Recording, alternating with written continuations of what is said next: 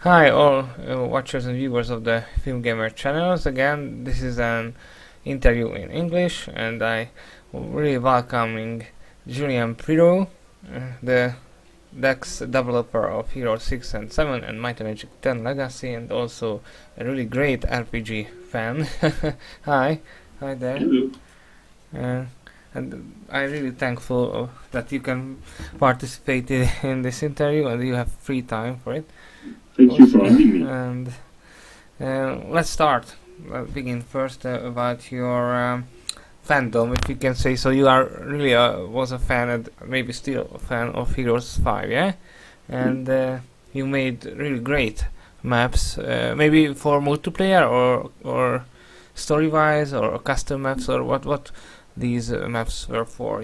What was the specific type of maps or the the size of it was general maybe what was so can you tell us more about them? Yeah. Basically, I've been a fan of Might and Magic in general for a Mm-hmm. long time. I think my first contact was actually Might and Magic 2, the RPG I see. Uh-huh. on Sega Mega Drive.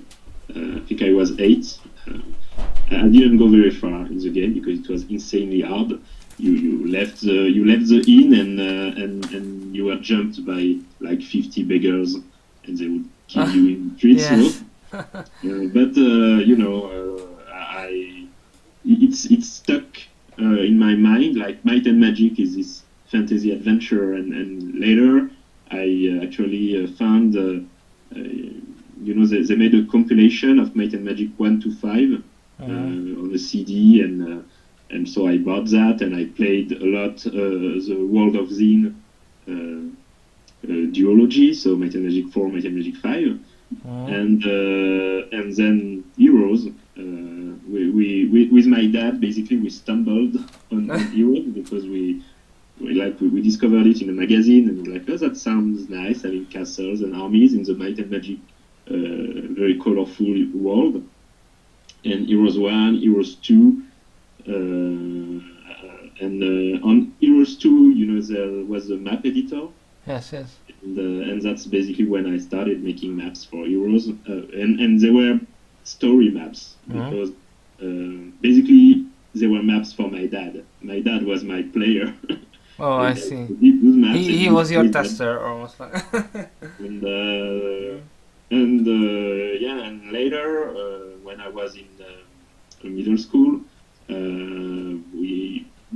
met some fellow Heroes fans. So far, I was the only person I knew liked Heroes, but we moved to another town, and suddenly we were like 4 or 5 guys addicted on Heroes 2. One of them actually had a copy in English of Heroes 3 that his brother had Oh, brought really? from the United Kingdom or something. I don't remember exactly, but it was like, yeah, Heroes 3, I have it, and it was released in French like 1 year later. So it was like the grail. And then I started sharing my maps, and actually my friends said, "Hey, your maps are pretty good. Actually, you should continue doing them." So I continued to Heroes 4, and then, well, as we know, dual computing, 3DO went bankrupt. Ubisoft bought the Might and Magic IP, and I was, pretty excited about Heroes 5, going 3D and knowing where it would go from here. But I was very sad to know that they would start a new world, basically, that they were, Ashan was becoming the setting for Might and Magic. And I really liked, because I had started with the RPGs, I was really a big fan of all this ancient versus Kriegans mythology. And so I was very sad that they were going for a full fantasy kind of world. But when I bought Heroes 5 and started playing and started fiddling with the map editor, I saw actually that maybe I could do my own sequel to the old story, pick up where Heroes 4 ended, and continue that story as a sort of fan fiction or map fiction. I don't know if you could call that. And I started delving into the map editor.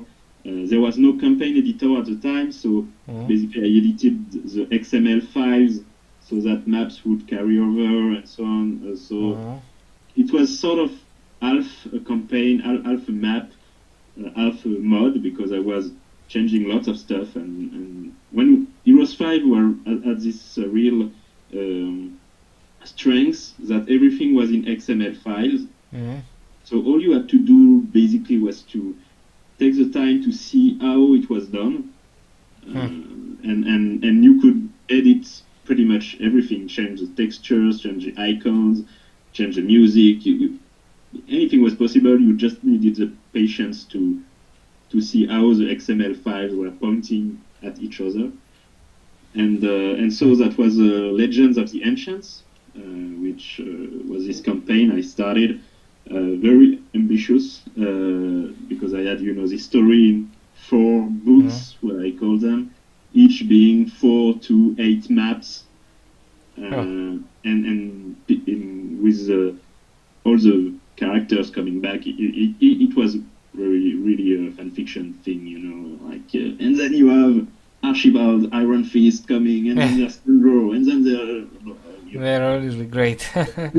And that time you studying at university, or how you can manage the time for the map making? Basically I had I studied applied arts. I see. And already my goal was to work in video games, but I came at the wrong time, basically because I arrived at the moment where the video game schools were starting in France, and they were still very expensive. They were private schools. My parents did not have the money to send me there, so I went public school, applied arts, which was basically the closest thing that could bring me to making video games. But by the time I graduated, the video game schools at the coach team, basically. So video game companies wanted students that came out of these schools. So I was like, yeah, what can I do? It was like wrong timing, and so I continued to my studies for 1 more year, basically. So I had my bachelor's degree in applied arts, and I did my how do you call that in English? In French, it's BTS. It's a superior technician. Yeah, it's I don't know the equivalence, but it was in visual communication and multimedia. Basically, they taught you how to make a website. So that was it. And then I did a year at the Institute of Technology. That this very smart year of study where you had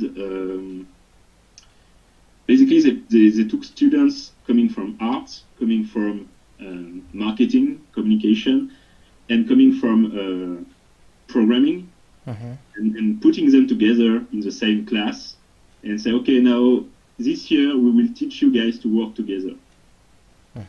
And so it was not related to video games, but it was a great year to learn basically how, okay, so that's how a programmer works, that's how a marketing guy thinks, and to do projects like teams of 3 people. It's also good for team working, yeah, maybe. It's good for good couple or 1 year for team working experiences for that, and later it was better for you, I think, because you work in a big team. So yeah.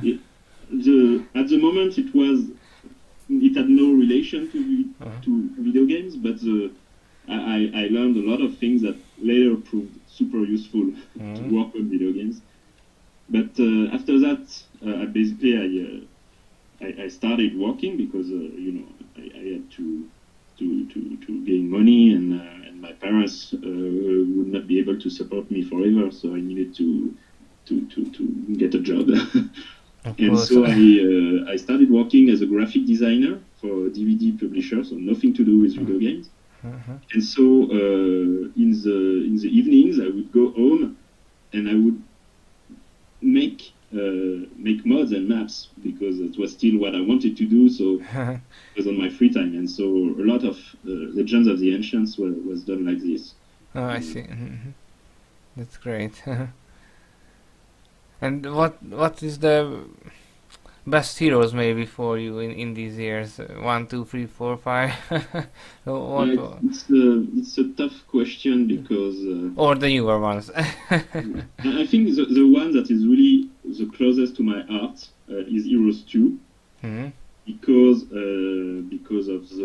the graphics, because of the music, because of all the memories of playing it in hot seats mode with my dad. Maybe the designs and the colorful world, yeah. Maybe 4 is just almost as colorful, more maybe. These are the more colorful ones, the Heroes 2 and Heroes 4 maybe, yeah. The other one's a little bit darker and more realistic in some way. And I loved Heroes 3 when it came out because of all the factions and all the features and all the stuff. But the art style, which was more realistic, more brown and dark, and grounded. I was really enchanted by that. It's a little bit grounded, as a medieval style. Almost look like, yeah. And gameplay wise, what was the best for you for gameplay wise? Gameplay wise, I think probably the most complete one is Heroes 3 because the number of content in that game is crazy,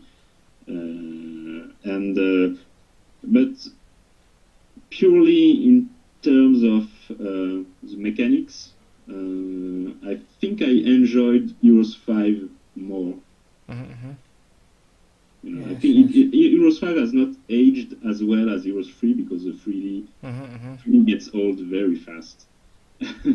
Maybe it was the first 3D one, so yeah. But the mechanics in Heroes 5, especially after the expansions and the patches and so on. But I think they were a very smart evolution of the Heroes 3 formula.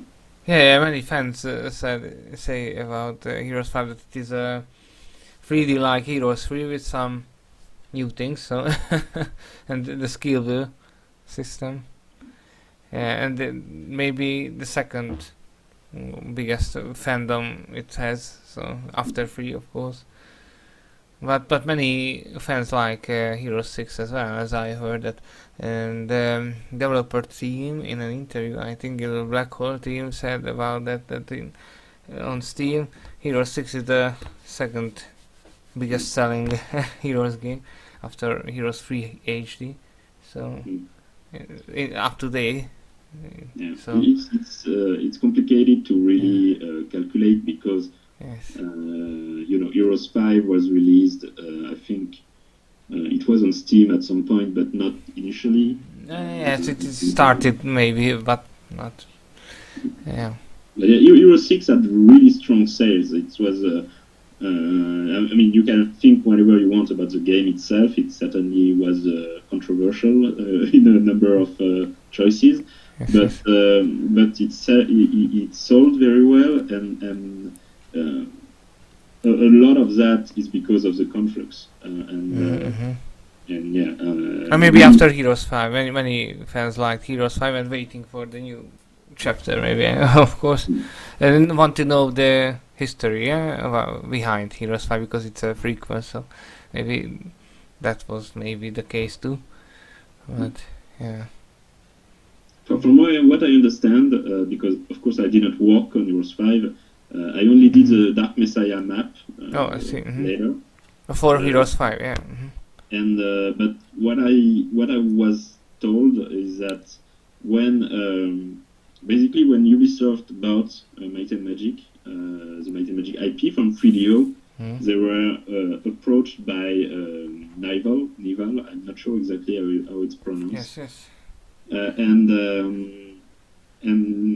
they were actually, they had started working on a Heroes clone, basically, and they say, okay, so you have the IP, maybe we can make our clones the official Heroes 5. And Ubisoft was like, well, actually, that's a great idea, let's do that. But it was a bit of a complicated time, and I mentioned earlier that I was sad about the reboot of the universe. But now I understand why they felt they had to do it, because you had Nival was working on their Heroes 5, but they were basically discarding everything from Heroes 4. They were saying Heroes 4 is crap, we don't want to hear about it, we are doing a sequel to Heroes 3, and actually we're also ignoring the story of Heroes 4.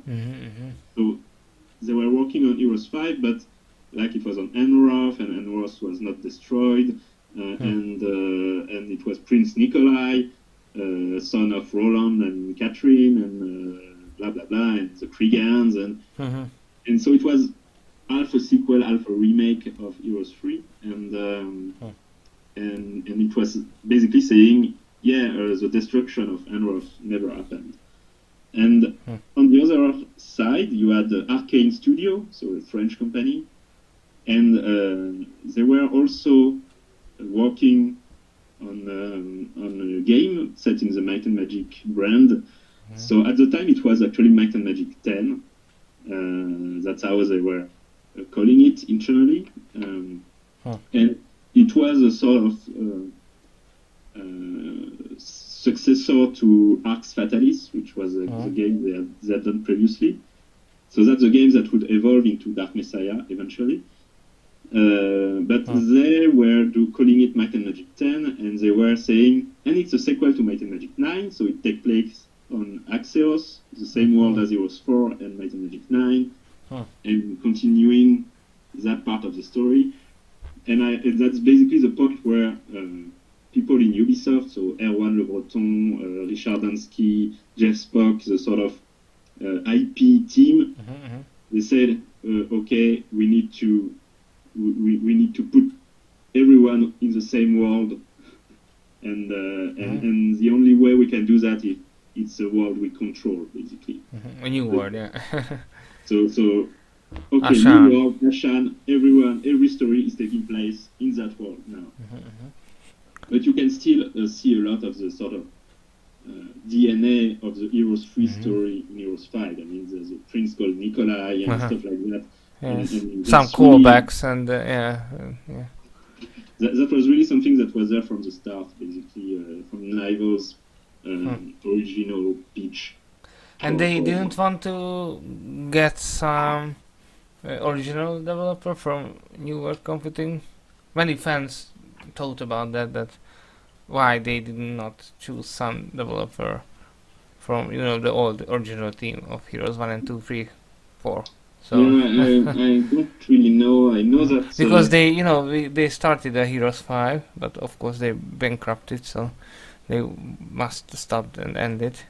There are some photos or pictures about and arts about their Heroes 5.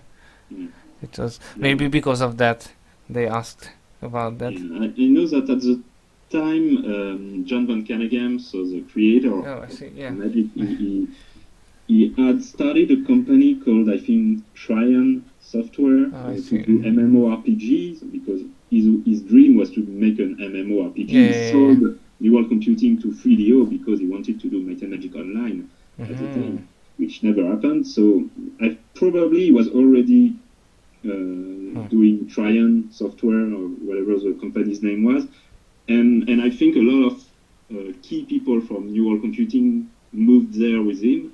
I see. And so that's part of the answer. I think the other part of the answer is that at the time, Ubisoft only had contact with people at 3DO, like business people, and they never really had the chance to be in touch with the actual Developers, Heroes developers, and then by the time they could have asked, it was too late because everyone had moved on to other things. I see. So it was like a missed opportunity. But yeah, when I was working on Euro 7, I had the chance to ask Terry Ray, that's hard to say for a French guy, who was a writer on Euros 4. Yes, yes, to I come remember. and write a few maps for Euro 7, so that was very cool. Yeah, for the DLCs, yeah. The DLCs, yeah. Yeah, but there was basically I got in touch with him to adapt because in so that's a kind of a long story. So sorry, I'm rambling a bit, but at some point Ubisoft and Dotemu started to work on Euros 3 HD. And they realized that they didn't have the source code for Armageddon's Blade. Expansions, yeah. So all the archives from 3DO that were stored in Bucharest, they were sent to Paris so that the team working on Euros 3 HD could look if they could find the source code. And they never found it. Nobody knows what happened to that source code. But that's strange. but later, the boxes were left there in the office, and they were about to be sent back to Bucharest. And I said, "Hey, can I have a look?" Might and Magic fan. I said, "Whatever." I wanted to know what were in this box. So I had a look, and I found this huge file, and it was like paper printed text, all the campaign text from Euros 4. And I'm like, that's cool, with little annotations left by, I think it was Jennifer Boulard and the sort of story team they had on Euros 4. They were unfinished, yeah? Unfinished campaign. And I'm reading that, and suddenly I say, okay, there's two campaigns I don't know. Like the Geneviève Seymour campaign and the Dog Woggle campaign. And, what is that? There's full stories. And it's not in Euros 4. So I because at the time it was the anniversary of Might and Magic. I don't remember exactly which anniversary it was, but I told the marketing, why don't we actually do these stories in Euro 7 and make that a free DLC for fans? So that was the idea behind the Lost Tales of Axios campaigns, and but before that, I say, okay, but we cannot do that if Terry Ray, who wrote the stories, doesn't agree.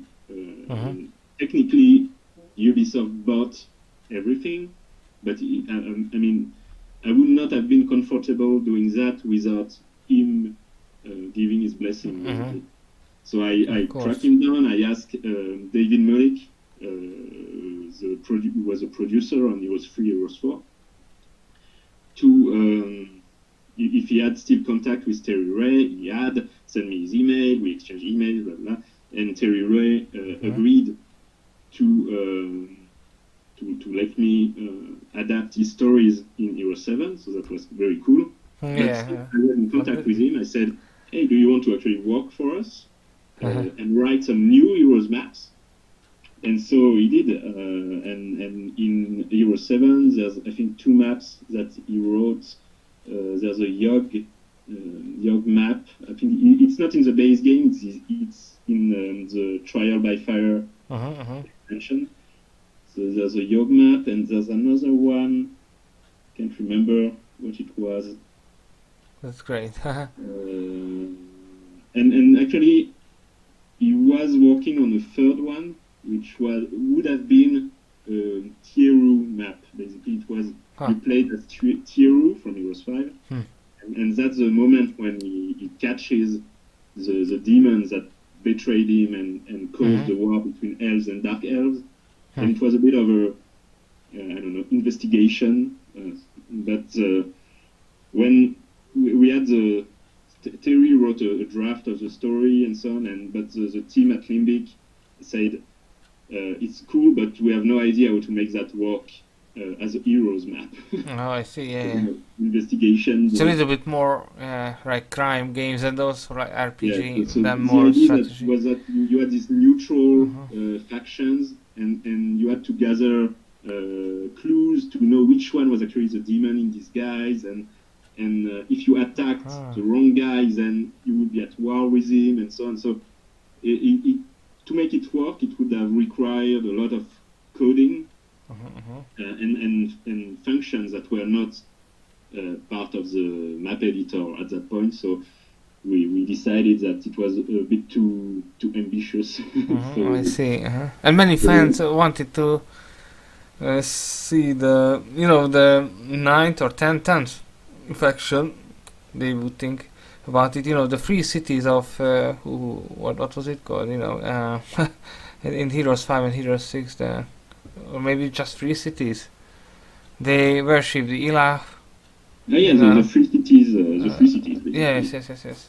Stoneham, but it just it's just thinking now about it. It's never be to be a faction, but it just maybe a wishful thinking. When because all the Might and Magic games and the IP were the IP team was part of a department within Ubisoft called Ubisoft Partners. Oh, I see. Because we were working with external companies like Limbic or Black Hole or Nival and so on, or Arcane. And at some point this department was closed, and that was after Euro 7 basically. Sadly, but we were already. Euro 7 was a complicated project for a number of reasons. I won't go into the detail, but essentially we were asked to do a better game than Euro 6, but with less budget. Yes, I heard about that. That the budget was lower, sadly. Yeah. It was. At that time, we were like, we will do it, But in retrospect, it was a battle we could never win.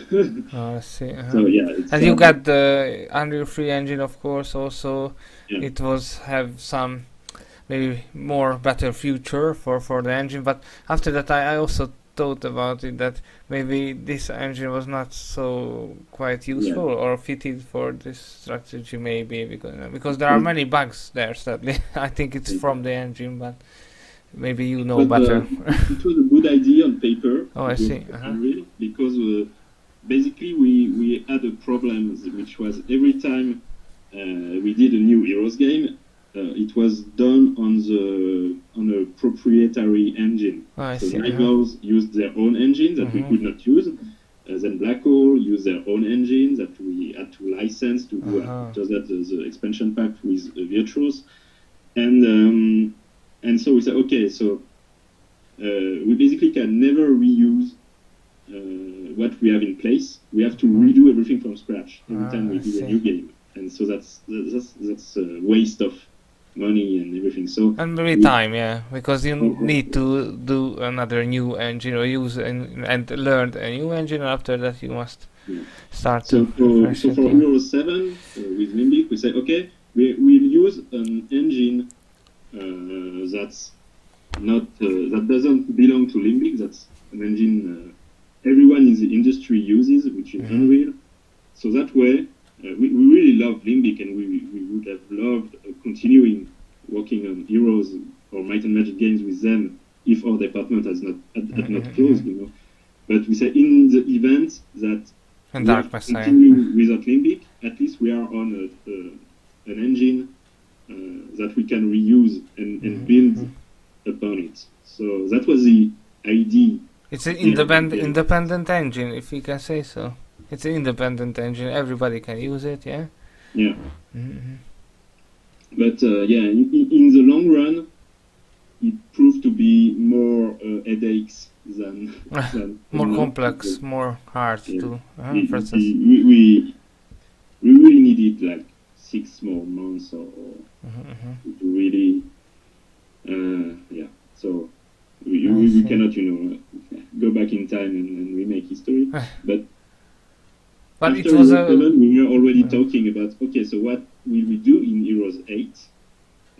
Because, okay, Heroes 7 was not so great, but we have the basis in place.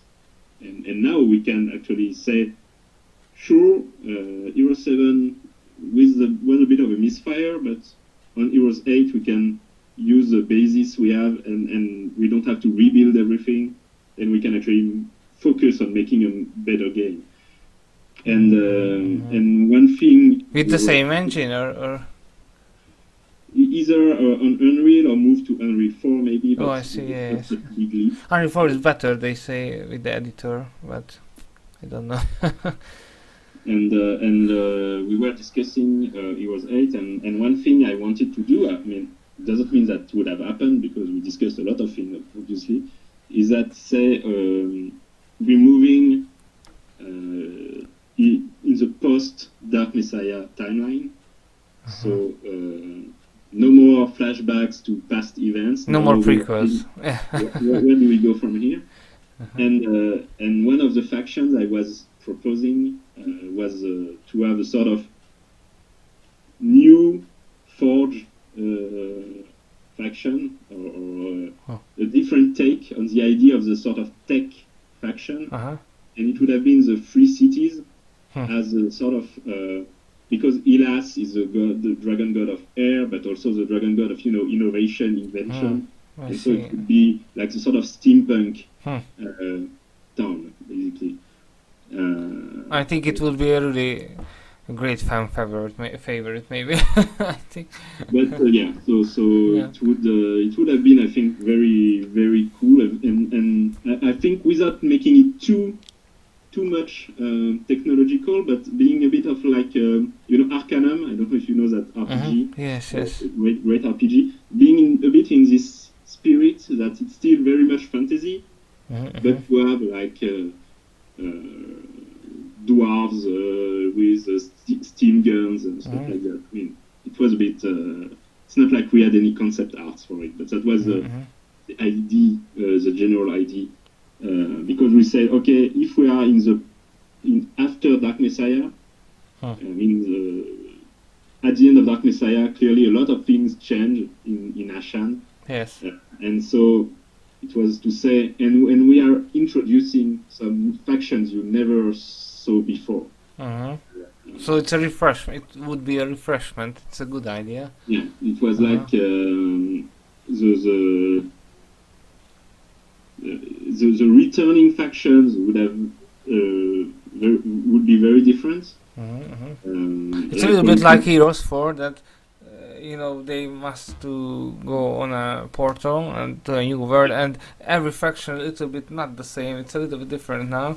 But also maybe a little bit similar to that. Yeah. In that spirit, without putting some weird mix like Inferno and Necropolis together, but to say, it's still the same world, but it's a new era, and in new kingdoms, new factions, or revamped factions, and brand new factions. I see. It sounded great, but and the 3D was in engine was the same. Yeah, it's still relevant. That's something. I. It was very early discussions. I see. A lot of different schools of thinking in the team. And the 3D towns, it's the most famous topic in every vote. One thing I wanted to push, or I was advocating basically, was to really simplify the world map. Keep it in 3D, but give him an almost 2D look. Yes, it's a good idea. It's far better for a map editor, no? Maybe easier to work. Keep the very detailed graphics for the battle maps, and bring back the towns in 3D, basically. Because one thing we learned doing Euro 6 and then Euro 7 is that having very detailed 3D adventure maps, it takes super long to do.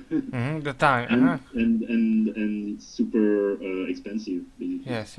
And Heroes 3 could do all these maps like tons of maps because it was easy map to editor, yeah. or like painting something, And when you have to put all your little trees one by one and all your little scenery, then you cannot like do one map in 1 week. You have to do months to do a map. So you cannot do as many maps. And then fans are like, there's not enough maps, and there's no solution. And also about the faction, they say the same. It's not enough factions, And Heroes, Heroes 1 was released. Heroes 2 was built on Heroes 1. It was basically Heroes 1. It's revamped or refreshed, averaged one. Actually the same engine as Heroes 2. They changed completely the graphics, but all the gameplay loop, all the logic basically was already in place. So it was easy. It's never easy, but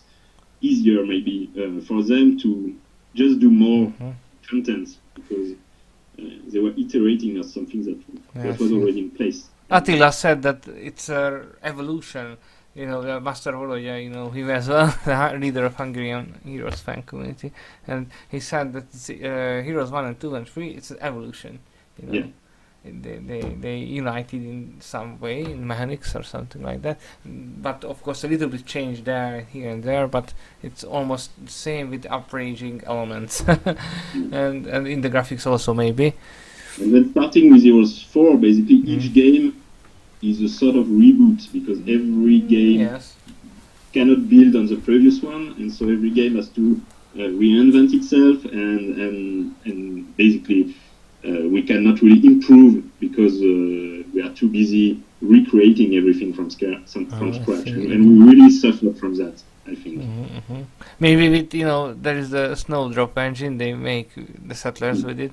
It's maybe an own engine and really flexible one, maybe so. Maybe with that they can do something later. Maybe. If it's a good engine. I'm not working in Ubisoft for nearly 1 year now, and so I see all that from afar. Like I'm back to being a simple player, basically.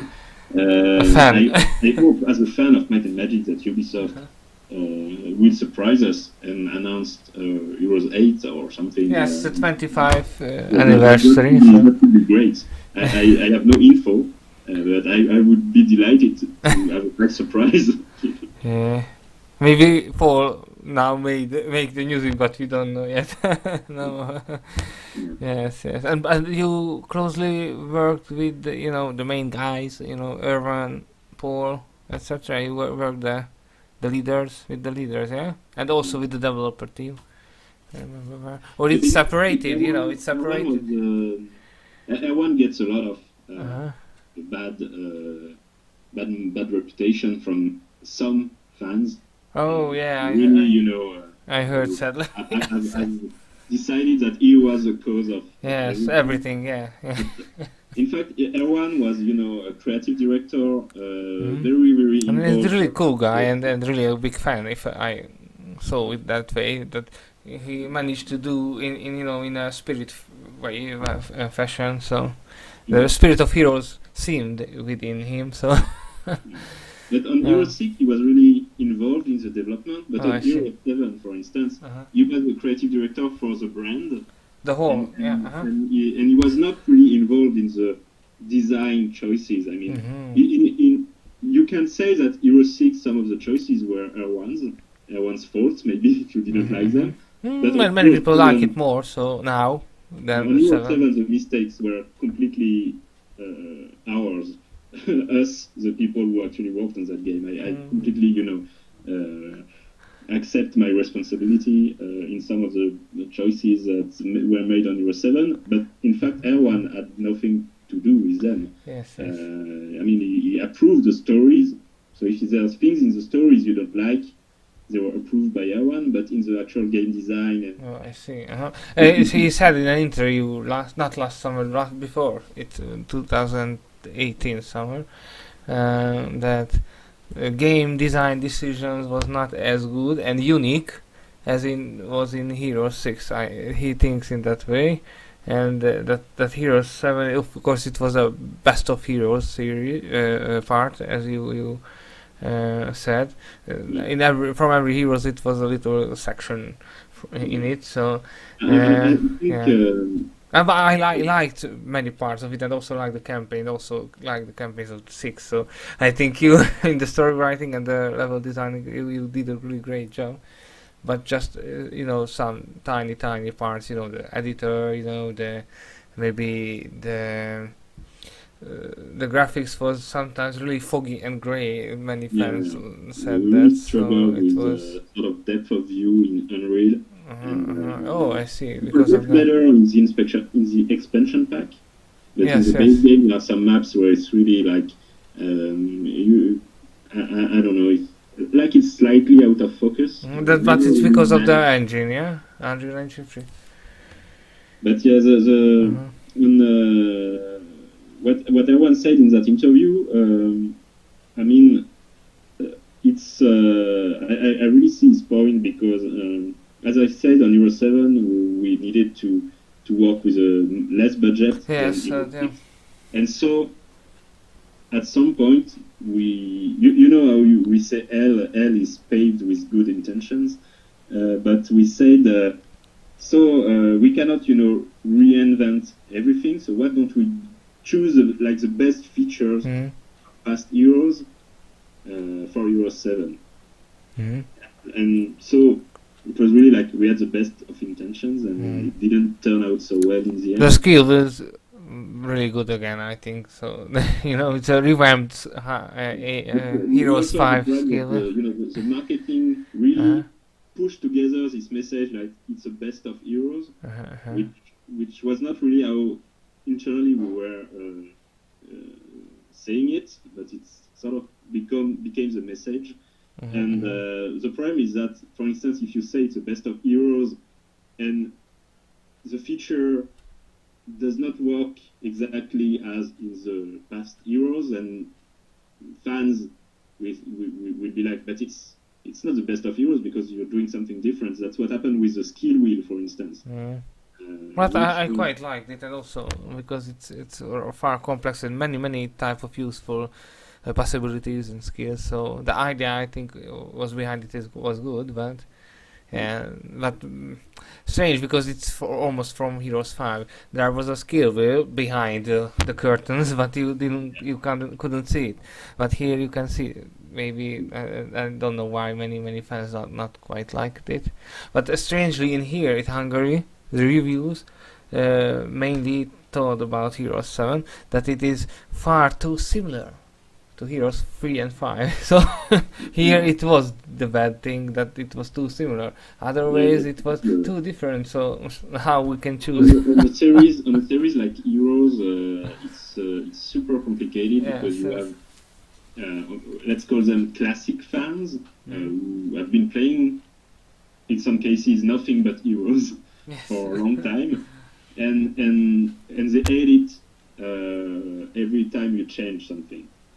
Even if a few years later, like it happened with Heroes 5, when Heroes 5 was released, everyone was saying like it's a bad game. Yeah. And then 5 years later, it was like actually it was like the best. Best or the second, yeah. So. But when you change something, they really react with a lot of hostility, and at the same time, it's a very small, very hardcore fan base. But you cannot, if your game, if you want your game to be successful and make money, because that's in the end that's the goal. You're not making it for the art, not totally anyway. You want your game to sell. You want your game to reach people. Of course. And if you do your game only to please this hardcore fan base, probably they won't like it anyway. And even if every one of them buy one copy of your game, it's not enough to break even is the cost of development. Yeah, the budget, yeah. And so you need to appeal to people who never played a Heroes game in their life. Get new Heroes players. And that's complicated because you have a very old school formula, turn-based and so on. And at the same time, you need to appeal to people who are now more Mhm, used to League of Legends or stuff like Yes, that. yes, So yes. I don't know if there's an answer to that enigma. It's but it was the headache we had working on Heroes is that how can we please the fan base and at the same time reach New new people. players. Maybe, as you said, League of Legends and Dota and everything else, where you can create many kind of heroes with many kind of skills. Maybe in Heroes 8 we will see or not. You must be, or the developers will be thinking about, bringing back heroes on Battlefield, because there are heroes in these games. Dota, League of Legends, Fortnite, you choose heroes and you develop them. So if they can put again to the Battlefield, maybe it can refresh it also and please the Heroes 3-4 fans. So and of course it must be put it in a balanced way, because as we know it was a really great idea for Heroes 4, but it was not balanced because they 3D were bankrupted. They had not time enough left for it, but it was a great idea, and there are, as you know, Heroes 4 was backlashed also, and it's really bad. But nowadays there are another fan base that really likes Heroes 4, so because of the ideas that it is involving. So maybe later, if they can put a character development like system with the heroes itself in the battlefields, or maybe they can use it also in the times, with them they can maybe build a unique building or something like that. So maybe that can be a refreshment also, and they can lay back to Heroes 4 fanbase.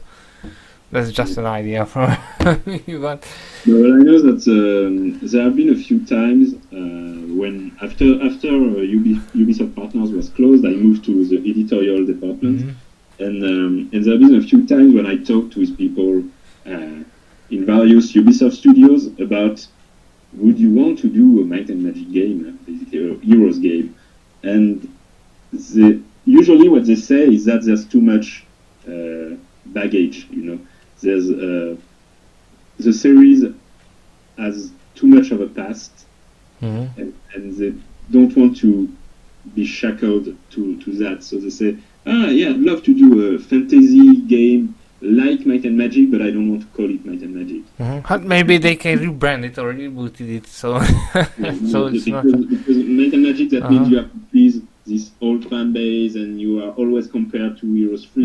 Yes. Blah, blah, blah, and no, I want to do something fresh. I want to do something new. I don't want to do Might and Magic. So, and that, I think the reason was there's still no Heroes 8 or Might and Magic 11. Even the Chinese games, they are doing recycling the story of Heroes 3, Era of Chaos.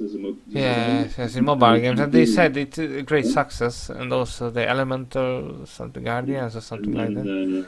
And Era of Chaos is like, but we're going back to Heroes 3 in terms of character, story, and so on. So, and they say it's a success. So, if I heard well, but that kind of proves that the Might and Magic has a real problem of evolving. Always recycling the same. Urban said that they must reboot the world. There's no more Ashan later, if you think so, what we would say. I've heard about that, but I don't know what direction they will go. They know it. I hope if they decide to bring back the Ancients and the Gigant, they'll give me a call. The sci-fi side, the sci-fi side. Yeah. But I don't think that's what they will do. We'll see. And also there was in Might and Magic 11 in the works, and also Dark Messiah 2 in the works. We saw some artworks about that. I think they would be a really big hit. Mainly Dark Messiah 2. I cannot say if it was Dark Messiah 2 or something else. What I can say it was an action RPG in the Might and Magic brand. I see. That's basically all I can say. But yeah, you can put 2 and 2 together. There are some artworks there, so. It was a game I was really working on when Ubisoft Partners was closed. and so it was. We had been working on this project for 1 year. We had first prototypes and first concept art, and everyone was really excited, and we were thinking, maybe that's it. Maybe that's the game with which new players, console players, and so on will get Might and Magic. Maybe that's the game with which we can reach these people. And we had a great team. It was a Polish game studio. You can probably guess which one. And they were really, everyone, both in Ubisoft and in the studio, were super excited by this project. And suddenly it was like, basically we're closing everything. And, sad. So that was really heartbreaking. So you began working on it, but just started yet, and after we had been working for 1 year basically, and I had the story was written. I mean, a first draft, very basic, but the general. And you did it? You wrote the. You wrote the story? Yeah. Ah, that's great. And I was basically I was working in collaboration with a Polish writer who had worked on The Witcher 2. So I think it would have been pretty. I think it would be a hit. So in financial way also, I think. But yeah, that's sad. That's sad. And Arkane made another little bit Dark Messiah-like games. The Dishonored 1 and 2, and they were a big hit. So it's a little bit similar games with the DNA of Might and Magic and RPG. It will be a really great hit, I think, but they know now. So. And Might and Magic 11, it was something. I mean, obviously, having done Might and Magic 10, I would have really loved to do Might and Magic 11, especially with all the things we learned doing. I found the secret level, in Might and Magic 10. It was really great. In there, we can found that Heroes 7 is in the works, and also Limbic will develop it. You make that level, the secret level of, or not level, it's a room or something like that. There's a Limbo dungeon. Yeah, Limbo dungeon. There's quite a few secrets in Might and Magic 10 actually. My favorite personally is that when you are doing the Orc Shaman promotion quest, you can you go to this place called All Cave to do a sort of spirit quest, and you can actually go through a red curtain, and you end in the Twin Peaks. Really? And there's a dwarf there and so on, and it was not even announced that they would do a new Twin Peaks series at the time, so it was really like, yeah, we're doing this small Easter egg, but now actually it's like, wow. My ex-colleague, one of the biggest fan of Twin Peaks, and I really like it also. So I maybe walk through again on the game. Maybe I will find it. But that's the most fun I've had in 10 years in Ubisoft, and the favorite project I had, not only because it was my project and dear to my heart, but also working on it was just so much fun, was Might and Magic 10. Yeah, it seemed that the fans make it, it was feel like that way. Of course, many reviews bashed it that it is, again, lower budget, no? Yeah. I think it was the smallest budget ever in Ubisoft. I mean, but the biggest heart within it, I think. It feels that way. But it's the bad thing about having a low budget is that you're cutting corners everywhere. I think or moved boundaries. 70% of the assets in Might and Magic 10 were actually taken from other Ubisoft games. I mean, the barrels were from Assassin's Creed. I mean, everything we recycled. But they say about the Heroes 7 also recycled Heroes 6 creatures, Heroes 6 buildings, everything else. But it because of the lower budget, exactly. When you have less money, you cannot afford to redo everything. So you say, okay, this building, this creature is fine. Let's just upgrade the texture and it's fine. I see.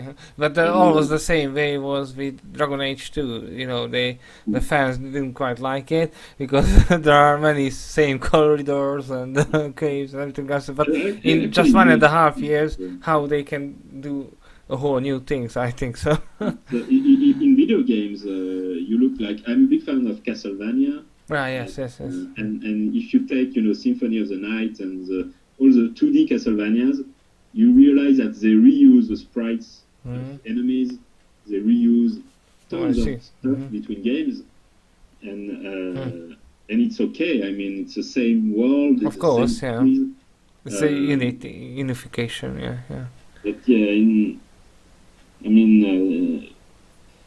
it's too bad that it's not really accepted.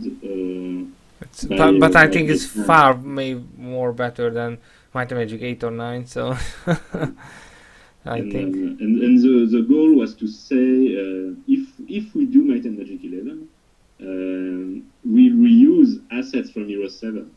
Basically, both projects run in parallel, so we can we don't have to spend twice the money, basically. But it would be a bigger world, yeah, than it was in 10. A bigger map. Yeah, in 11 we wanted, and basically Might and Magic 10, still to this day I receive messages from people saying, it was great, thank you for doing it, or I just discovered it, I didn't know it existed, and now I played it and I love it. So Wait, the marketing was not so quite great. There was basically no marketing. Yes. And sometimes marketing kill a game. Maybe you heard about Undying. It was a really great FPS with RPG elements and the Clive Barker's Undying. It was a massive critical hit. The fans really liked it, but no marketing. And from EA, who is the marketing master nowadays, so it was really strange. And only that, because of that, there wasn't a second part, but it would be because it's not ending really. So. But I'm very proud because there was this big book called the CRPG book, which was released, and it's basically a compendium of every computer RPG ever. With each of them, there's at least one page telling you what to know about it. And there's one page about Might and Magic 10, and I think the conclusion is like the game has flaws, but you can see it was done by people who really love the series. And I feel that way. I can put that on my wall, and I'm happy. That's great. And it's true, I think, also. Might and Magic 11, the idea was to have different, like in Might and Magic 7, where you had these different endings, to say you make some choices and can take you on like 3 different stories, each having its own final dungeon and so on. I see. But a different dungeon. Yeah, not necessarily like you choose good or evil, like in Might and Magic 7, but to say you make the choices you make at certain points in the adventure put you on a certain path, and you can replay, and the adventure is a bit different. It's a bit like Witcher 2. Yeah, Witcher 2 was some similar. And of course, bigger world, more variety, more. But in the same word, Ashan, yeah? Yeah, the world, the region, the playable region would have been bigger with more variety of environments, like, really mountains and plains and... And the soundtrack was good also. Jason Graves made it, yeah? Or something. On Might and Magic 10 we had Jason Graves doing the main themes, so the opening theme and the ending theme, and all the atmospheric ambient music was done by Rock Shen, who later make the Heroes 7. Yeah, he returned for Heroes 7. Basically, Also with Paul and He was, other. he was doing music for a project that was killed. Another one, Might and Magic Raiders. Yeah, yeah, yeah. Remember that one? It was sort of hack and slash developed by Ubisoft Chengdu. It's an action game or something like that. Yeah, it would be. Yeah, a multiplayer action game or something like that. Yeah, and that's a game that was in development for a while, and there was a beta or alpha, I don't remember, and at some point it was killed, as it happened. But nowadays multiplayer first-person shooters are really famous, so it's strange again for me too. But they know. But Riders was really a hack and slash kind of, Diablo click fest. That's not quite bad, maybe. I like Diablo also, so and the CRPGs also. So it was very cartoony. They had a lot of very nice ideas to have like a level editor and how to integrate that and allow people to propose their own versions of the actual game levels, and you could choose. That's great. So there were a lot of great ideas, but the game was cancelled. I can't remember exactly why. But they had Rockshen. It was because the game was developed in China, so they had the Chinese composer. And Rockshen did really great music for this project. And so when we were working on Might and Magic 10, at that point, Rob King had made a few posts on Facebook or whatever saying that he was basically he was tired of making music for fantasy games. And this, he has an illness, if I remember, before of that. I heard about on Hero 6, basically. Oh, Hero 6. Rob and Paul were supposed to do all the music for the game. Oh, I see. We talked about doing some remixes, but it was really very small. And at some point, we learned that Rob King was sick and had to go to the hospital and could not do all the music. So it's a big thing. Oh, I see. But so now he is healthy. To remix music from previous Heroes games, and that's why in Hero 6 you have like half the soundtrack is new and half is remixes, and you also we brought Jason Graves also to complete the new tracks. Because Rob and Paul could not do them, and so Euro 6 it was one of those cases where suddenly we had to improvise a lot because or when we started, it was a sure bet, like Rob King and Paul Romero do the music, of course, and at some point it was like actually they cannot do all the music, so we have to find some solution. I see. That's sad. Yeah, but now it's healthy. Yeah, Rob King is again in full mode. and so in Might and Magic 10, which happened right after that, we were like, okay, so Rob King is a bit tired of Might and Magic at this point, so it's a good opportunity to do something a bit different and ask a new composer. Rockshan was cool on Might and Magic Riders, let's bring him back. Jason Graves was cool, let's bring him back.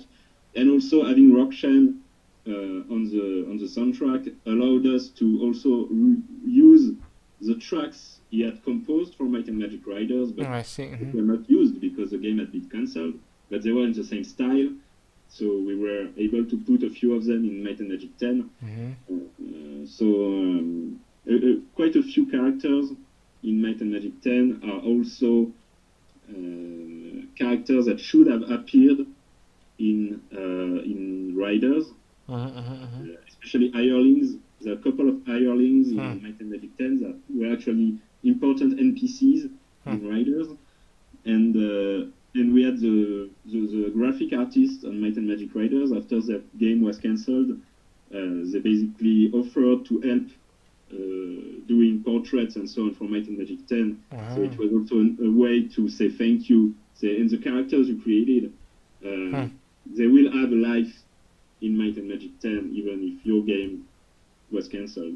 So that's really this sort of companionship of video game developers that I felt really strongly when doing Might and Magic 10, because that's a project where people would offer help, saying, okay, I could, like the art team in Ubisoft Chengdu, they said we could be doing like barrels for Assassin's Creed, but we'd rather do some art for you guys because we know you have no budget and we can help. So it was very, very heartwarming. I thought So, the okay. barrels maybe from Dark Messiah, not from Assassin's Creed, but that's great. Everything we could use, we used.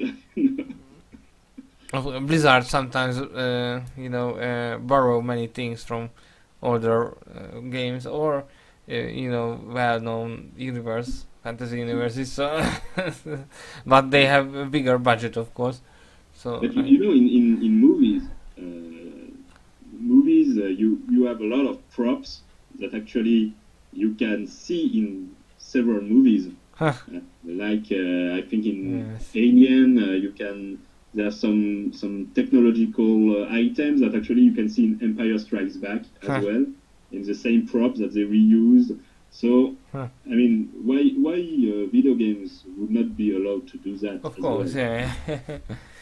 A barrel is a barrel. We will not use Altair or Ezio because that's a hero, but a barrel, a crate, well, it's not a biggest thing, yeah.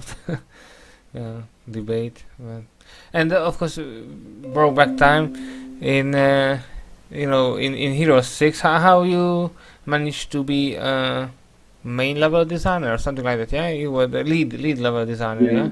So I had the title of lead level designer. It didn't really mean anything. Basically, my job was to supervise the level design for the whole project. I was not doing any maps myself. No, I was spending a lot of time talking to the writers, Kurt McClung, Jeff Spock, and so on. Say, okay, so that's the story you guys want to tell.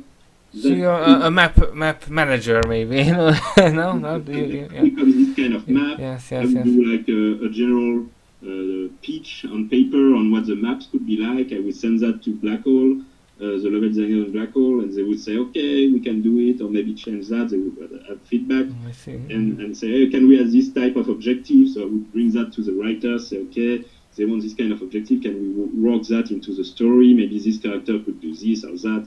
So I was a sort of interface and trying to find solutions, basically, because on Heroes 5, you really could feel that the writers were doing something and the level designer was doing something else. Yes, sometimes now I just play again the campaigns. A good match. And on Heroes 6, my role was to try to avoid that by sort of being a meeting point for the level designers and the writers. And one thing led to the next, and after that on the adventure packs, I became a writer as well. So and also maybe you shape the maps for the story. Sometimes I felt that in Heroes 6 and 7 the maps was really fitted well with the story. In Heroes 5 not always, so it was... I tried that. There's things I would do differently if I could go back. I think on one of the real hard things on Heroes 6 was that many people in Black Hole were not talking English. Really strange. So we had, or at least were not fluent enough to talk directly with us. So you had these project managers that were really nice people, but everything went through them, and then they would brief the level designers. There was not like I could not directly talk to the level designer and say that's that kind of thing I want. An interpreter needed between them. Yeah, and I realized a bit late into the project that there were things I was suggesting, saying maybe we could do that this way, but the level designer, when it reached him, it would be like Ubisoft wants this, and at some point, like, but we are doing this because that's Julien told us to do, and I was like, what? No, that was like I was asking you guys what did you think, but that was lost in translation, basically. So it's a translation problem sometimes. A lot of frustration on Euro 6 came from not being able to talk directly with each other. And when we with Limbic, in Limbic everyone speaks English because they there are people from so many nationalities in Oh, the I studio. see. So it was not a German studio. I thought that it was a. It's a German studio. I see. But in the team, you have a guy from Spain, you have a guy Oh, from I see. China, you have a guy from Poland, and so the sort of neutral language is English. And, Of course. and so Limbic, I could go there, sit with all the level designers around pizza or something, and say, okay, so that's what we want, who has ideas, and there was a real discussion. And that was really nice, because on Hero 6 it sometimes felt as we did not completely understand what each other was saying. Strange, because there are many type of Hungarian developers now, and they almost all talk English, so it was. So maybe because it was in the early of the 2010s, and maybe that. Maybe that was also the culture of the studio, to say that there are managers and everything must go through them, you know. But we were proud. It was more like, you're part of the team, come and have lunch, and sure, talk with the team, no problem. So we were proud that we are Hungarian, that the Hungarian developer will make Heroes 6. But it was strange for me that there are some communication problems now. So maybe this communication problems, and also I think the 1 year or 1.5 that Nivel begin to work on another Hero 6 was maybe the cause of the many bugs and many bad things. Maybe of the release. Yeah. That was before I joined, but basically what I understood is that at the end of Heroes 5, all the very experienced guys who had done Heroes 5, Hammers of Fate, and Tribes of the East, were now doing Allods online. Online RPG. Nivel's big IP, big project. And so Heroes 6 was started with a new team, and it didn't work out, basically. Oh, I see. So they were the same developer team, but in name, but with new colleagues. So the artists were different. It was so different, and there are some artworks there. It managed to work with a new team, and at some point, okay, this is not working. We need to stop. But the artworks was really great. There were 2 or 3 artworks about it. It almost seems like Heroes 4, but a little bit more. Darker tone. Almost the same isometric 3D like thing, and also it would be represent, the type of terrain changing that it was in the Disciples too. So maybe it's again a refreshment, the possibility terrain changing later. It was sometimes seemed great in those 2 pictures, but who knows? And there are some Warhammer like, the Forge like pictures or artworks about bull like Forge like bulls. So I do not know you saw it or not. It was a little bit refreshed, it seemed, from Heroes 5, but who knows? And after that you get a Black Hole. And how? When I joined Ubisoft, the Black Hole version of Hero 6 had already been in development for nearly 1 year. Oh, I see. So most of the design was locked at this point. So it was really because they were starting working on the maps and on the campaigns, and that's when that's where I came, basically. I see. So the artworks, almost all artworks were fixed. So you couldn't change if you wanted to. Also, you're not. But I remember when I arrived in the office at Ubisoft on my first day, there were these posters showing the lineups of all the factions. I see. Including Academy, which was. Yeah, I heard in the insider level, letter, sorry, that it would be there. Yeah. And why it isn't? Was there? Basically, because at some point the project was late. Oh, I see. And Academy, they had not really. It was the only factions that did not have a full lineup. There were like 4 or 5 creatures, but they were missing a couple where there was not very sure what to use. Maybe those creatures are in Hero 7? No. No. Yeah, well, on Hero 7, we basically took the basis of what should have been the Hero 6 I Academy, see. and we finished it, essentially. I see. We I thought that way. all the 3D models that started to do, and That's great. So in Heroes 7 we got them at last. I had a book, Ashan Compendium. There are much more creatures in it for the word, Ashan. There are some type of dervish-like creature, something like that. So, and there are some creatures that after in Heroes 7 it was in the game from this compendium. That's quite great. There were creatures they existed as concept art, but there were no 3D models. I see. When the 3D models existed and we could reuse it, so we did, like the Titan, for instance. But for other creatures, since we had to recreate them from scratch, say, okay, so what would be a good fit? That's how we had the Kabirs and stuff like that. Which were not part of the Hero 6 designs. So there's a new creature. Yeah. So yeah, that was basically it. And there was a debate over. I didn't quite understand it well. Why? Maybe Urban talked about also that there is no need for more goblins and such like, and gremlin-like creatures.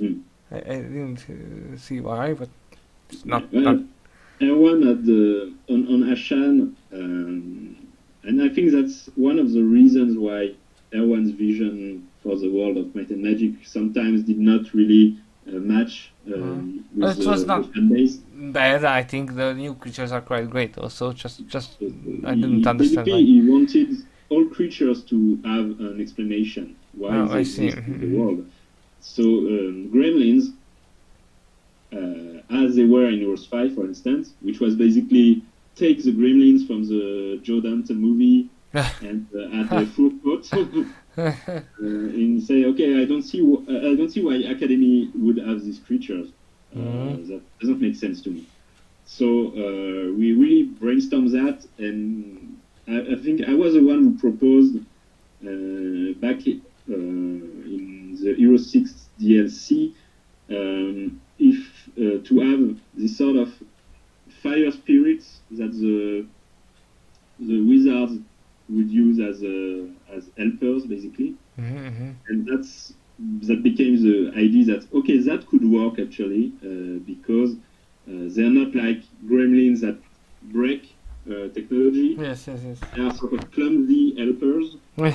And they are magical, they are summoned from the planes of fire, so they could look like little salamanders and so on. And that became the Kabirs, basically. Oh, I see. But yeah, the gremlins as they were, everyone was like, I cannot justify what these creatures are in Ashan. They're in Heroes 5, but they're in Heroes 5 because they were in Heroes 3, basically. Yes. So yeah, and actually, I'm the one to blame in case you don't like them. Personally, I love them. I like them. Or the new ones first. The kobolds of Tribal Fire. Yeah. Because we sometimes. The kobolds were my idea because in Heroes 5 there was this. One of the main. Sometimes I just call them beavers because really similar to. But on Heroes 5 there was this problem that Fortress was basically 7 dwarves. Yes. Small dwarfs up to the fire giant, which was basically a giant dwarf, and they were all dwarves. And so when we did Fortress for Heroes 7, we said, okay, we need some new creatures that are not dwarfs. Yes. Into that lineup. So we had the Valkyrie, stuff like that. Yes. I quite like it more, I think, because of that. And for the to not have just another dwarf but with a crossbow, I said Okay, why not a beastman dwarf? Like Uh-huh. some wizard took a dwarf and experimented and The dwarves they imprisoned created them. a new creature that Yeah. the size of a dwarf, but it's actually a creature, and that became the kobolds. Uh, I know that some fans were like, "What is that?" but personally, I love them. I want I to like play them. like them, I want to of pet course. them. But there is a debate. Now I think about it that there is a debate because of Hero 7 kobolds also. Many creatures didn't have such a unique skill or any skill or just little amount of skill. And in Hero 6 there were 7 or 8 skills per creature, and there was a debate between the fans also, and maybe between the developers. I don't know now. But That's how many skills you need it for. How many skills can prove that it is complex but useful and easy to learn for the fans, and how many Euro more? 6, Uh-huh.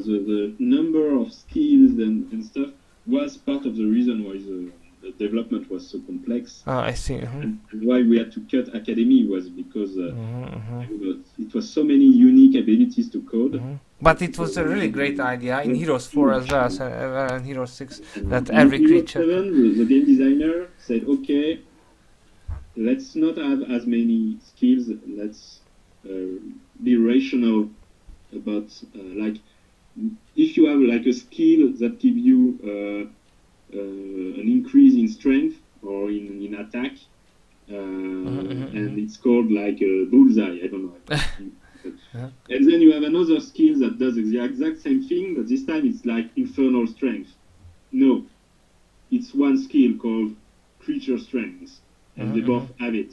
Yeah, I see. So that was the sort of logic behind it. But yeah, in the end, it felt like all the creatures more or less the same skills Yes, it was using over and over. yes. So we went too far in the other direction. Yes. I wanted to tell that way that it was not a bad idea, but maybe it was too far on the other side. Yeah, But, it yeah, was it the was between maybe the it's best. like Yeah. a spot in the middle. Yes, the between the middle maybe would be the best. I quite like it, the unique all the unique creatures in Heroes 6 and Heroes 4 has many similar kind of that.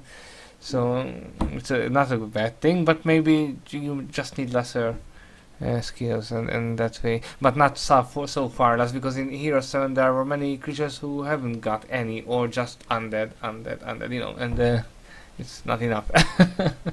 Yeah, but it was quite good. I like almost all of the Heroes games, so maybe what is the most balanced one?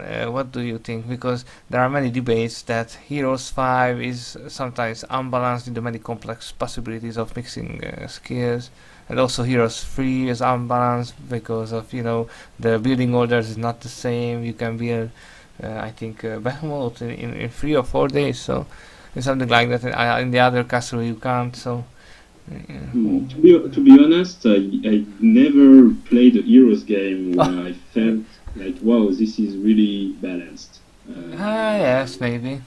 With Necromancers is all the way the fans banished them, that it's hard to achieve a victory against them, the Necromancers, because of the Necromancer skills. But I saw in the patches for you in Heroes 6, Heroes 7, also in Heroes 5 after the expansions, that they managed to devolve and debuff the But at Necromancer the skill. same time, that's I was talking about how it's hard to please sometimes the fans, but Yes. if you don't, if you play Necromancer and you are not raising hundreds of skeletons, you feel like cheated. You feel like that's Yes. not a Necromancer. Yeah. Yes. You Yes. raise skeletons. And also, And it's easier to kill the creatures in it. you cannot really please Yes, everyone. yes, and And also I think the creatures easier to kill, mainly, lesser HPs, lesser defense, so you need one hell of a Joker card for Necromance. See, I think. it's, But what is your favorite faction, maybe? my favorite faction, it's for the longest time, it was the wizard slash academy For me tower too. faction. For me too, maybe. I also, I guess I'm really a bit of a might and magic guy, because the two factions I pick usually, it's either the wizards or the barbarians. It's Yeah, I one see. or the other. Might and magic. I think I like these extremes. So Crackhead and Samir. And, There was a hero portrait. Don't know if you saw it. That it portrayed Paul Romero. I don't know now the hero's name. It is in Heroes 3, maybe the expansion, and maybe another heroes. right? Sorry? In the Conflux faction? Maybe. Yes. That rings a bell, but Yes. It was a funny thing. I know that a number of heroes in Heroes 3 are based on developers. Yeah, truly. George Almond was the artist doing the portraits. Mm-hmm. Basically, to go faster, he would take a picture of a colleague and paint over. That's great. Great idea. But when I in the archives, when I found the HD versions of all the Heroes 4 portraits, Oh. which I used in the Lost Tales of Axios. I see. It's quite great. And so it's a PSD file, Photoshop file, and you can still see the layers. And so very often you would remove the layer and see the photo behind. Oh, I see. So that's someone, that's a real someone that became an elf or something. That's great. Or zombie. And if you talk about Heroes 4, maybe Heroes 4 needed a remaster again also, because Windows 10 is not quite played well. Many crashes and freezes and slowing. I think Heroes 4 is a game that's, in many ways, it's a game that broke the fan base. In many ways, yeah. It has great ideas, but not polished and balanced. So, but the fact that they killed the world right from the beginning, the gameplay is so different. It's really but the story campaign, I think, may be one of the best. Yeah, the writing is great. Yes. I mean, the Goldorf campaign, the Death campaign is amazing. I'm a big fan of Emilia. Oh yes, Emilia Nighthaven, yeah. And Solmir and so on. I mean, and we have Hungarian syncs for Heroes 4 only. Many heroes got Hungarian subtitles, but sync sound and voice only for 4.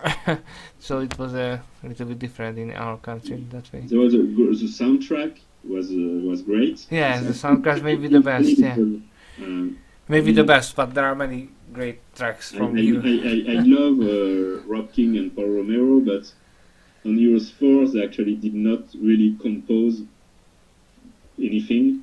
Oh, strange. All the adventure, themes, the very Celtic. Yes, Celtic. They were basically using a sound bank for. I see, and they mixing it in a way. And you can actually hear the same tracks more or less in many other games, like Black and White 2. That's really. Black and White 2 has some tracks that are exactly the same in Heroes 4, because they actually took them from the same CD of. I see. A sample library. What is it called? Free samples. Yes. So yeah, it's a bit like I think. But maybe fitting the best with Heroes 4, I think. They needed to release the game as soon as possible, and Rob and Paul had to find a solution to do the music very quickly. But it's a superb music, but it's not actually from them. But the town themes is their own, no? The town themes are Rob and Paul's. I see. 100%. So you know them well? I never met Rob King. I met Paul he came in France to do a concert, and I met him at that point. He's a super nice guy. I mean, he's a nice guy. Now we can call him friend. we know him for 8 years. Oh, now almost 9. Time goes by. When I was, during Euro 7, I was sent to LA to make an interview of John Van Caneghem. Oh, I see. So there was a video on YouTube. Yeah, in 15, 2015. And we had a great lunch actually with or dinner with John, with David Mullick, and Neil Alford, who was one of the designers on the old RPGs. Oh. And so it was. I mean, it was fun. For you also, yeah. and I actually contacted Rob and Paul to know if we could meet. I would have loved to have lunch with Rob King and finally meet him in person. Rob is a little bit shy, if I heard well from Paul. but that's why. It was. I mean, they were. On principle, they were okay. They said, "Great idea, let's do that." But basically, when we decided the date to go to LA, they were not available on that date. Yeah, I see. That bad. I'm there, but they are not. He has a rock band, if I say so. Yeah, a rock band or music band. So and also a family. So yes. And maybe with John Van Caneghem, there are some rumors on the internet that if Ubisoft will make a new Heroes game, maybe they will make it with John or his old team members, as in Settlers, because Settlers have the old timers. Last thing I heard is that John Van Caneghem's company, VC Mobile, it's now. It actually belongs to Tencent, which is this huge Chinese company. Oh, yes. And Tencent is licensed in Might and Magic from Ubisoft to do the Chinese mobile games. That's a great contact. So maybe they will actually, since they have a studio with Caneghem, they could say, okay, we are doing something with him. That would not be completely crazy. It would be a really great hit, I think. I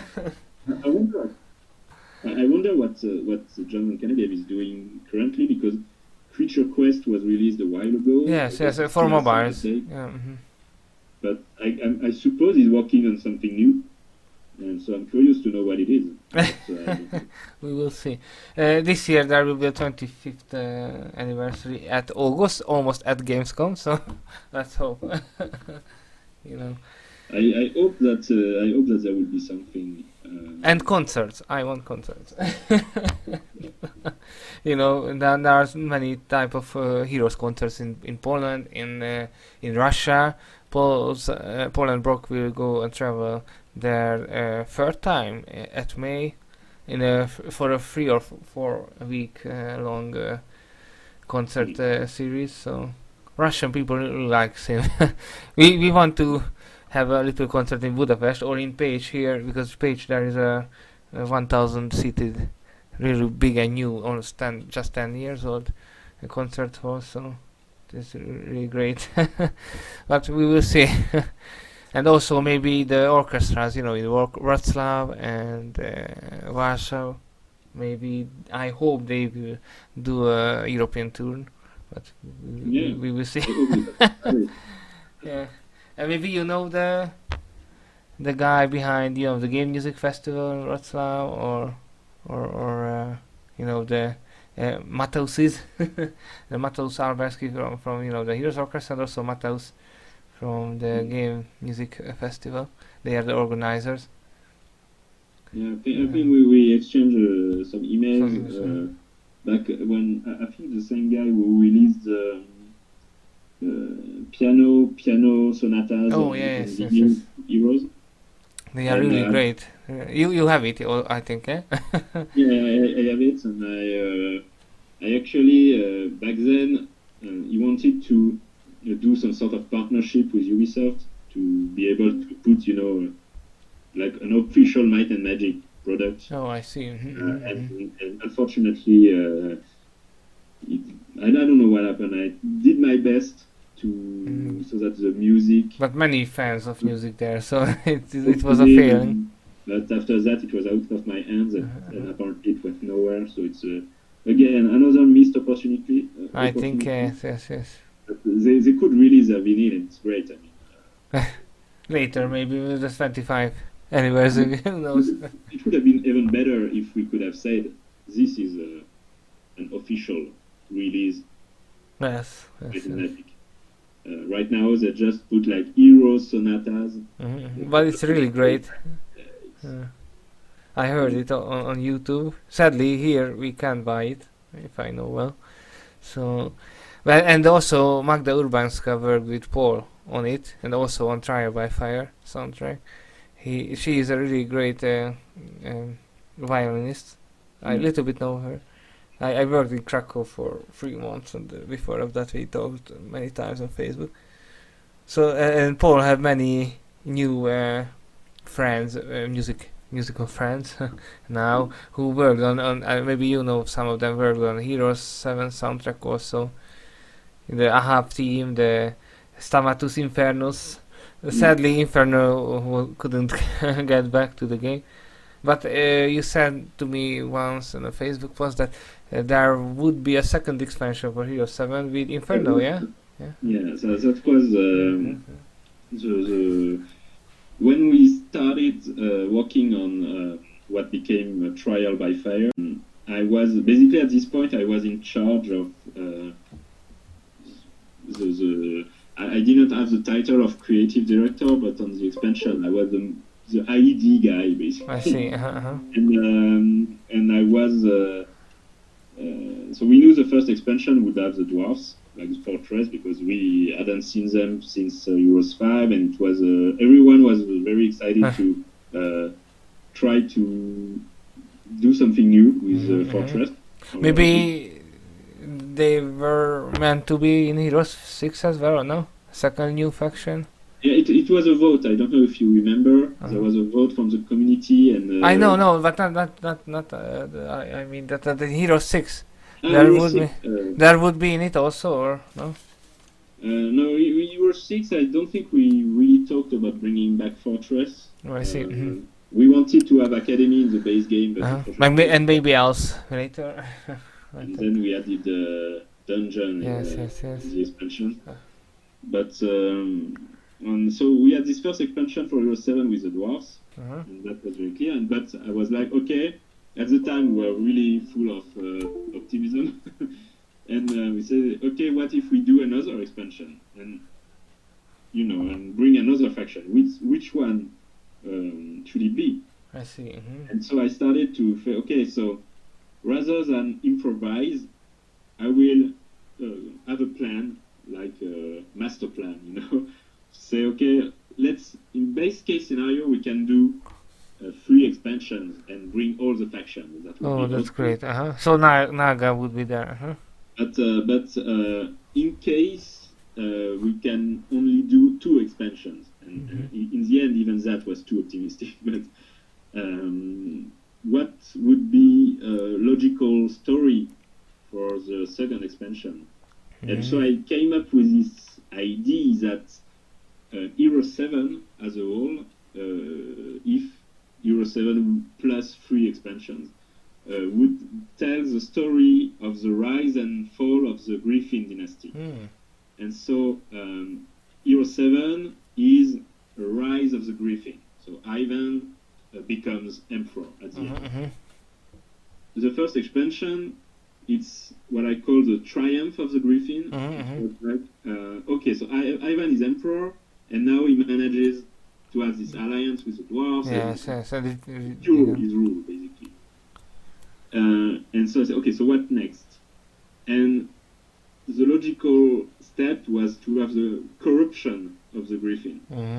So here my idea was to say, so second expansion, we're actually bringing back the sanctuary, but not the sanctuary we saw in Hero 6. It would be the Shanria sanctuary.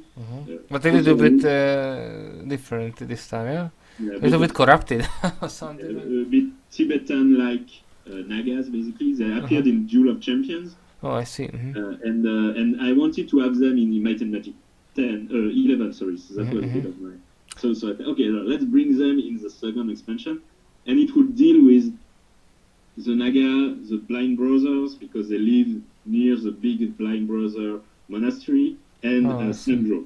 Basically, that's the story of Sandro trying to corrupt the empire from within, which leads to his death, apparently, that we hear about in Heroes 5. So that would be like, and if we can just do this expansion, this second expansion, it still ends on a nice link with Heroes 5. Yes. Quite close. and I wanted to really tell, bring back Zakera from Heroes 6, Shades of Darkness, who was Anastasia adopted daughter, and bring back a few characters like a young Cyrus. So how Cyrus becomes the very brooding and unlikable guy he is in Heroes 5. He was not always like that.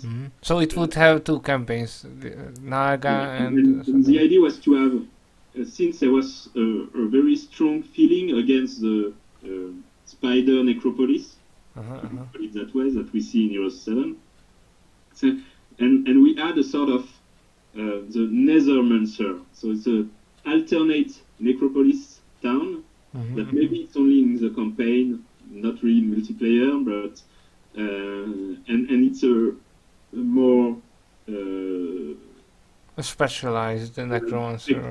It's a spectral necropolis. Spectral, How to transformate from the spider wares to the spectral. A missing link between the necropolis of Heroes 7 and Heroes 5. And so basically, so that was the triumph of the Griffin kind of expansion, not the actual title, but more the ID. And if we could get a third expansion, like that would be Fall of the Griffin, and that's the Eclipse. That's the death of Alexei, Nikolai's father, the alliance where the elves pull out at the last moment, and Alexei charges into Shiog and gets killed, and basically full circle. And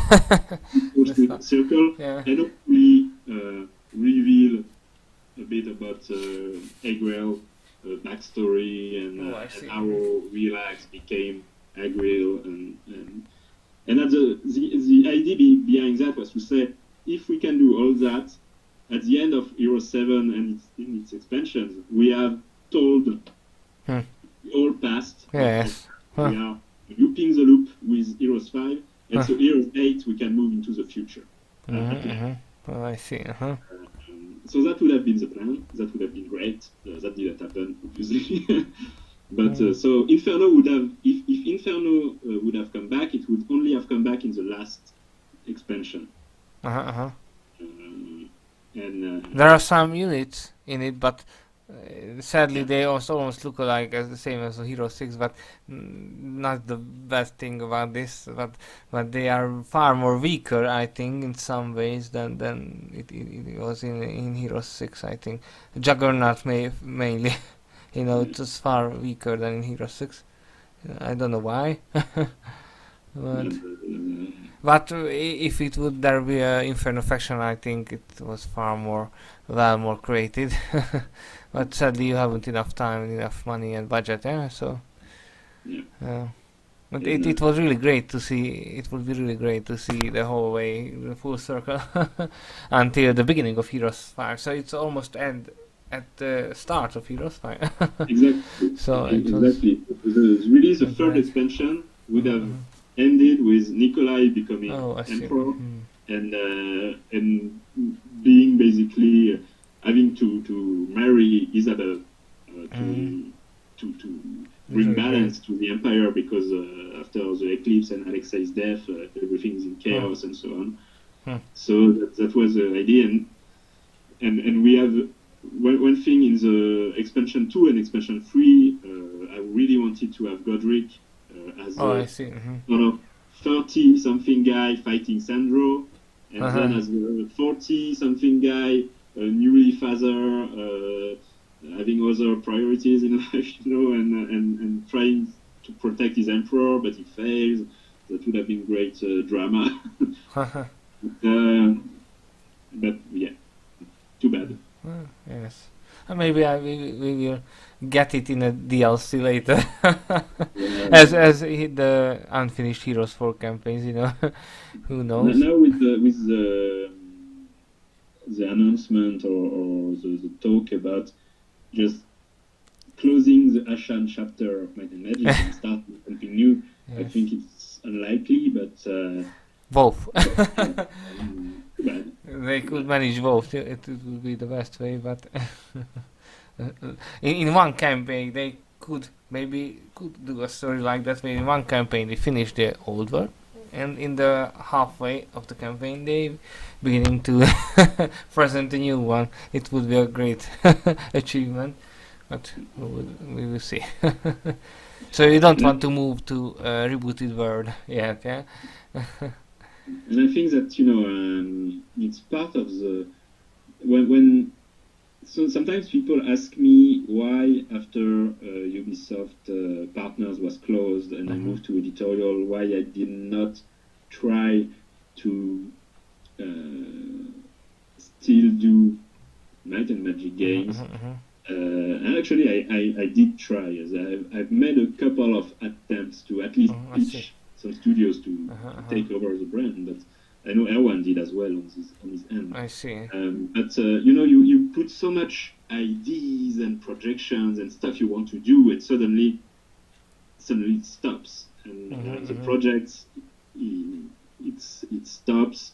And you had this action RPG I was really involved in and super excited about, and it's cancelled.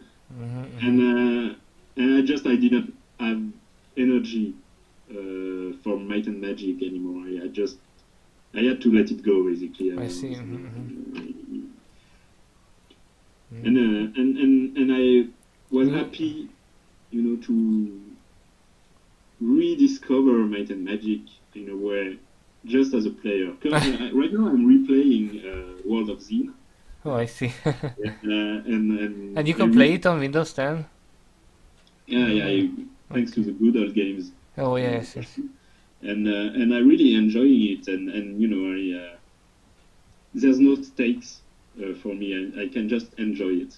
That's very nice. Yeah, it's not a work too, but only in a fun entertainment way. It's much more better, I think. And also, you worked in the last years of your Ubisoft workshop. You worked on Settlers also. We're really waiting for the release now. But it was a great job, I think. Also, yeah, we working with the original team, maybe. Yeah. Yes. I like the first, maybe the best. So it's a good news for me. In editorial, basically, I worked on the expansion pack for For Honor, Marching Fire, I see. added Chinese warriors. I worked on Watch Dogs Legion. I see. Quite a bit. I didn't know that. Worked on Anno. Anno, yeah, it was a great success. So congratulate I'm for that. super happy for the team. Who made that? Who made the game? Best Buy. Blue Byte. Blue Byte. Formerly a related design, but then they're not the same as the Settlers team. No. Settlers is Blue Byte Dusseldorf. I so see. It's sort of the historical Blue Byte. And yeah, on Settlers, they had this opportunity to do the project in collaboration with the Envision, which is the studio of Volker Wertich, the creator of Settlers. I see. So the original, creator. They got back to him to reinvent the series, because a bit like Might and Magic, but not as much because Settlers, I think, does not have as much passion and fire in the fans. Maybe, yeah, but there is a base, of course. Yeah, there's a fan base, but they're not as not aggressive is not the term, but they're quieter. Yes, maybe, yeah. And but after not Euro Settlers 6 and Settlers 7, I think they were a bit wondering, okay, where are we taking Settlers? What are we doing with this brand? And so they had the Blue Bytes boss, Benedict, basically said, let's bring back the creator, basically, and reinvent Settlers with him. Maybe that will be the case with Heroes too.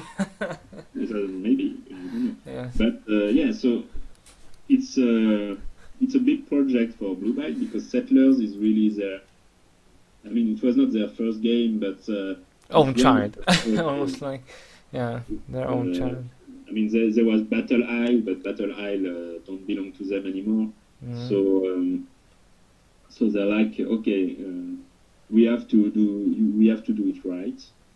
We have to take the time to do it right. So, and it's a new engine also, so yeah.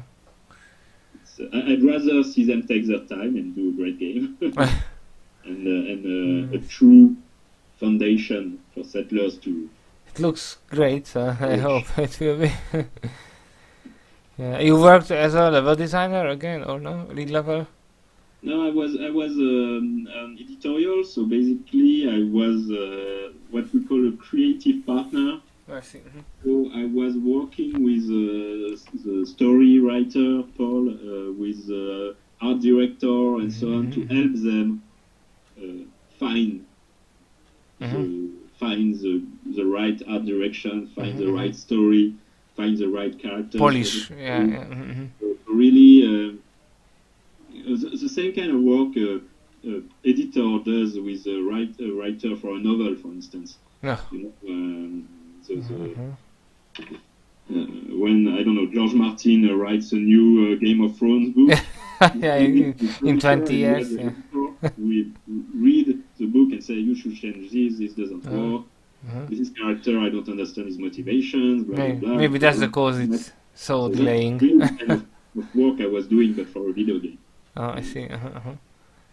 And never, it's almost a consultant or something like that. Yeah. We say a creative partner because it was really to say, I'm this external pair of eyes who can maybe spot things that don't work, that you guys are so much into the development that you're not seeing it anymore. And I see, as a whole. Yeah, and I love Settlers. I played, I think, the only one I never played, I think, is 6.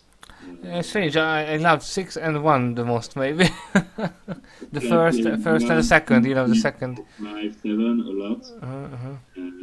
So yeah, I'm not like a complete stranger that comes and doesn't understand anything about the game. And, of course. So yeah, and Hungarian fans like the series also, not just the Hero series, the Settlers series. So, and it's a German team, so or.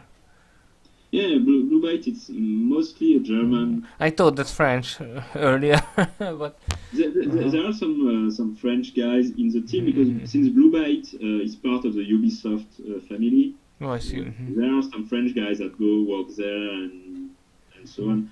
I know Edgar, the art director, is French and Brazilian, but he works in Germany. So there is now no war nowadays, I guess. German and French, just partnerships. That's great to hear. This is well in the past and yes, for 50 years. That's great. Two big nations can work together maybe far more stronger and faster. That's a good case. So, and then there is no communication problems there. No, I mean, again, because Blue Byte or Ubisoft studios in general, they use English I as see. That's the main. as the main language, because you have people a bit from everywhere. So yeah, you don't have the issue of communication. Yes, yes, yes. That's I think great. it probably be more complicated if right now someone from editorial at Ubisoft was sent to oversee the Might and Magic games being done in China. I think that would be much more complicated. Yes. Now maybe the next Heroes will be has a Chinese development. Now there were a Hungarian, Russian, German one, so you know. But China, you know, the coronavirus is now can affect sadly. Now many things and events and festivals, movies delayed. So I hope developing not delayed because you know the outsourcing and you know the how they call in English, you know, the far working at home cannot cause a problem maybe. Yeah. But open space is our problem. yes, that's very more problem. A lot of contractors are working from home or I see. that doesn't change a lot. I was in Germany twice times. We have far relatives there. near Stuttgart or something like that there Munich. Yeah. Sadly I wasn't in France yet. My girlfriend was in Paris. She really liked it. Maybe we will go there later. Yeah. But you travel a lot, huh? Sometimes because of your work. Yeah, but you were here at Budapest also, yeah? Huh? Before working for Ubisoft, I had never taken a plane. I arrived in Ubisoft and 3 weeks later it was like, yeah, we're taking the plane to go to Budapest to see Black Hole. And I never took a plane, I'm scared. But since then I've been to many places. Yes. Now you used to it. Yeah. I'm the kind of guy who likes his desk, his stuff, and not being. I see. So you're not a hyperactive traveling person. some people could live aboard a plane, you know. Yeah. They cannot stay in place. Me, I need time to do my work, and if I'm traveling too much, I get stressed because I feel like I cannot do the work I'm supposed to do, you know, because a little bit similar to me, I think. yeah. But I like to travel, but not too much, if I can say so, because it can feel for better and specialized moment when you know travel twice a year, not 10,000 per year. Because if you travel too much, maybe you can used to it, and you know maybe it will be bored later. So if you done such thing for too many times, later it can be boring. So yeah, maybe. And now what do you do now after the Ubisoft era? Maybe some own possibilities, own plannings. Basically, there came a point when after 10 years I really to do some different things. So I left Ubisoft. Good luck for that. I'm doing some consulting and script doctoring missions for various video game studios, because there's game studios in France, for instance, where their writers don't write very well in English. So I'm starting to be a bit tired. I see. So basically, I come and I take their French text and I write the script in English based on their story. So that's the kind of thing I can do, and it's not too much brain power to do that. See. So it's a little bit translating also. And apart from that, I'm actually writing my own pen and paper role-playing game. That's great. I own my own IP, basically. Oh. It will be a board game also, maybe later. Yeah, well, first, I released it in French before the summer. That's my goal. Then I do the English version before the end of the year, and hopefully, if there's an audience and people like it, I can continue develop it with more books and so on. Oh, that's great. And it's great. very much the game. I gave it a bit of a tongue-in-cheek name because I called it Lore and Legacy. Lore and Legacy. And so that's a bit of a joke. Might and Magic and the fact I did Might and Magic 10 Legacy. Yeah, I see, yeah. Basically, all those ideas I had when I was working on Might and Magic and could not do because there was no sci-fi Might and Magic anymore and stuff like that. Yes. But so I kept notes of all this stuff, and now I use all this stuff in my own world. Oh, that's great. It's a very World of Z kind of atmosphere. Science, fantasy. It's a lot of fun. So the inspiration from it a little bit, yeah. It's a lot of fun to write, and do you write everything? The characters, the world, the nations, the etc. The rules, the environment, etc. And if I can, weapons later, but I would love to actually do a sort of old school first-person dungeon crawler, but really pixel the new Might and Magic. As in Might and Magic 10. That's great. But to do a sort of World of Zine kind of game, but set in this world I'm creating. I see. It would be far more easier maybe because your own write the basics, so you just then put it up on screen. So yeah, it's maybe far more faster. I know all the secrets, and I don't have to ask for approval before putting the character or an idea in the game.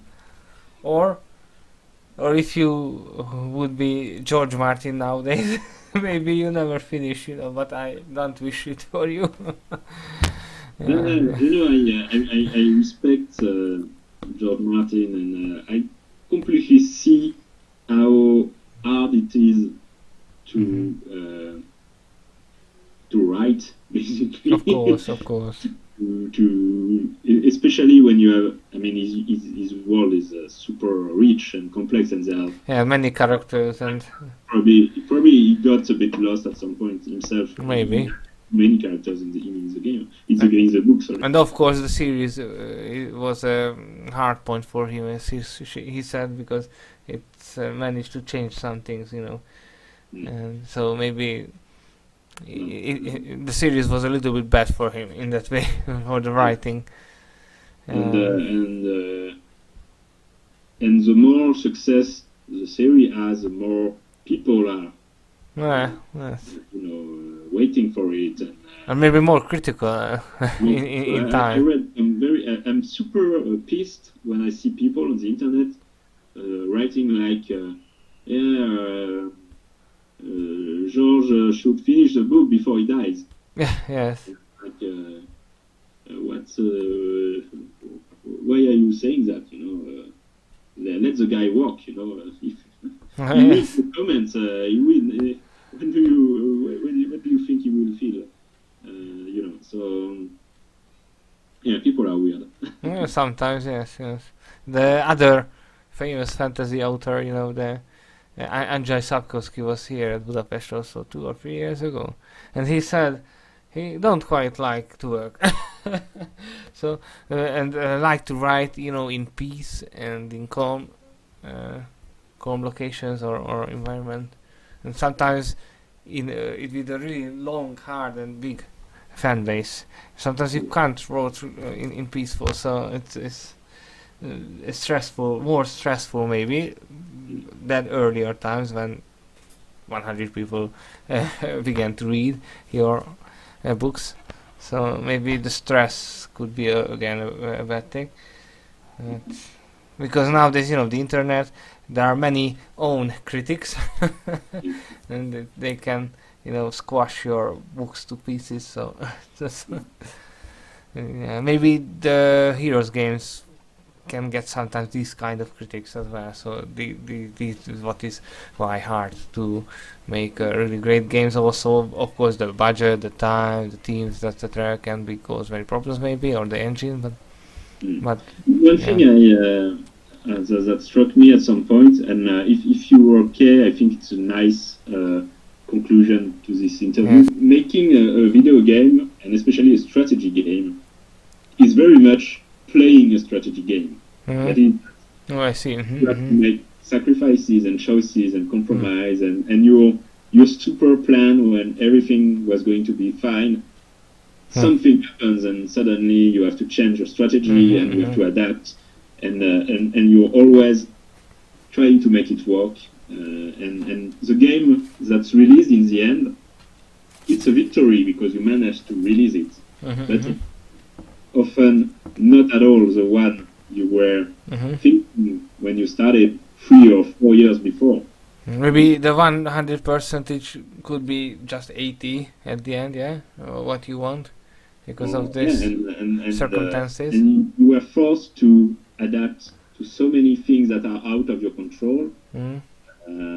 That you just have to go with the flow and try to do your best, but you can never control everything. I mean, you could if you are 5 people doing a game in your garage. Yes. Or you are the marketing leader or something like that, or the IP leader. Reaches a certain scope.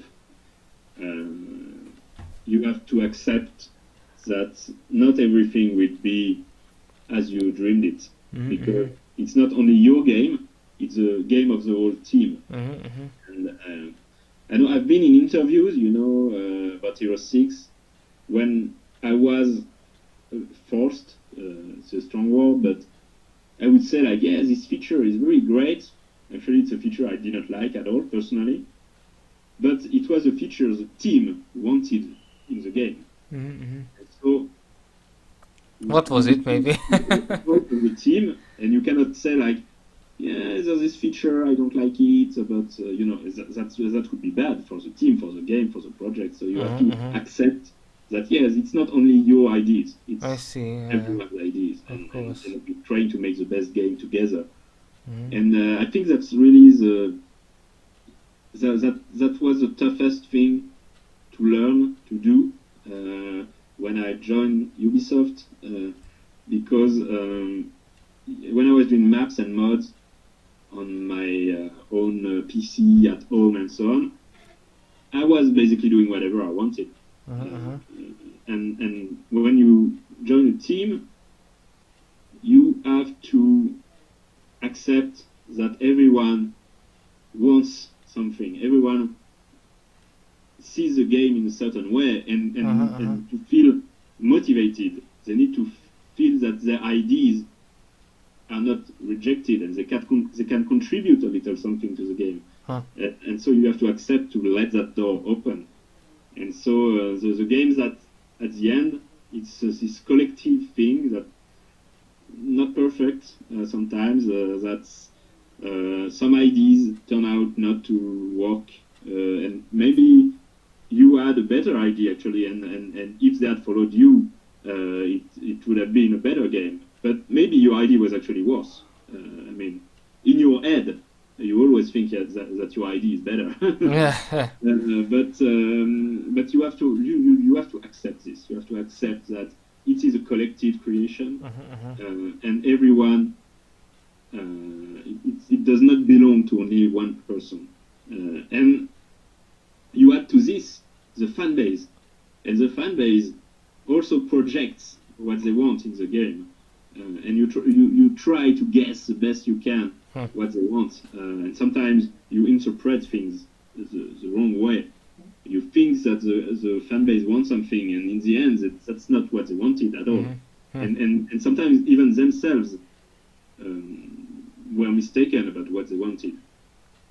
So it's super complicated, and you're always making strategies and plans, and changing your plans, and adapting, and making compromise, and it's exhausting. But just having a game on the shelf at the end, people don't realize, people who have not worked on video games, Eh. don't realize how much of a victory that is for Yeah. everyone who worked on And it. also the great memory, well, it makes also the great possibility to work one of your favorite series. Yeah, it can be really great. So yeah, so it's amazing to work on video games, but it's also But it's a hard heartbreaking full work. really Yeah, it's a hard work. Sometimes even if the game is good at the end, along the way it broke your heart a lot. I see.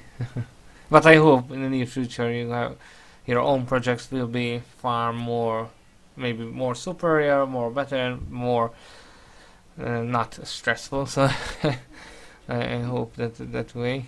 And thank you for the interview. And I think we managed to talk almost every interesting bit of your works. During 2 hours and 20 minutes. Something like that. Yeah. Maybe we'll shorter it. We'll see. but I think the fans of the Might and Magic and the Hero series and also Settler series can know much more interesting bits. So, and of course I really like to know you better and more because I only just know you from the credits, but now it's not the same anymore, and that's good. Yes. If you come to Paris with your girlfriend, don't hesitate to tell me, and we can have a lunch or something. Oh, thank you, thank you. Maybe if we go later, who knows? After the coronavirus, we will go there. yeah, and maybe at Budapest we can do the same reverse later. Yes. So thank you again, and see you later, maybe in the near future. And thank you the followers and the watchers again, and thank you for the viewers of the channel, and thank you for the fans who watch our interview. I see you soon later, and have a great weekend. Only I can wish for. Bye. Bye bye.